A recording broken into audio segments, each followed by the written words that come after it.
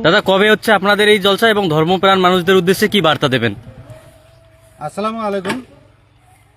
আমরা শিবপুর জলসা কমিটির পক্ষ থেকে আগামী 26 জানুয়ারি আসর বাদ থেকে আমাদের এই জলসা শুরু হবে। আমাদের এই জলসায় বক্তব্য রাখবেন ওরা হুগলি থেকে না বর্ধমান থেকে হোসেন কাশিমি, এবং আসাম থেকে আছে বাহারুল ইসলাম। আমাদের প্রধান অতিথি যে আছে আমাদের মজিবুর আমির সাহেব থাকবেন আমাদের এই জলসায়। ওনার নির্দেশ মতো আমরা এই জলসাটা করতেছি, কারণ এই আমাদের যে মাদ্রাসা 1961 সালে স্থাপিত হয়েছে। এর আগে অনেক হাফেজ মাওলানা বাইর হয়ে গেছে। এই বছরে আমাদের এই মাদ্রাসা থেকে 2জন হাফেজ এবং 2জন কারি এরা বিদায় নেবে।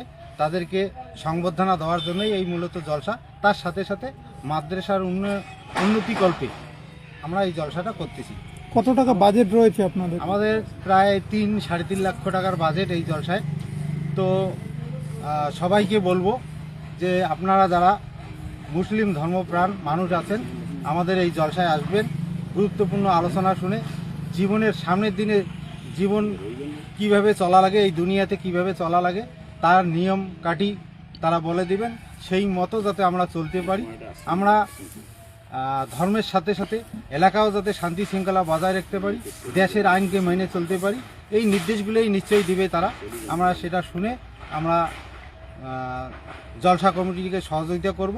এটাই আমি বলবো। আমরা শিবপুর জলসা কমিটির পক্ষ থেকে সবাইকে এই অনুরোধটাই করবো, আপনারা সবাই উপস্থিত থেকে জলসাকে সাফল্যমণ্ডিত করে তুলবেন, এইটুকুই সবার কাছে আনন্দ। আগামী দিনে এই জলসা নিয়ে কি চিন্তা ভাবনা রয়েছে আপনাদের? আমরা সামনের দিনে এই জলসাকে আরও বৃহত্তর আকারে নিয়ে যাওয়ার জন্য আমরা এই জলসা কমিটিতে প্রায় 160 জন সদস্য আছি। আমরা সবারই প্রচেষ্টায় এবং সবারই উদ্যোগ আছে যে আমরা সামনের দিনে এই জলসাকে আরও বৃহত্তরতম জলসায় প্রতিষ্ঠিত করব। এটাই আমাদের টার্গেট। যারা দূর দূরান্ত থেকে আসবে তাদের জন্য গাড়ি রাখা, খাওয়া দাওয়ার কোনো ব্যবস্থা আছে? গাড়ি রাখা এবং আমাদের খাওয়া দাওয়ার ব্যবস্থা আছে।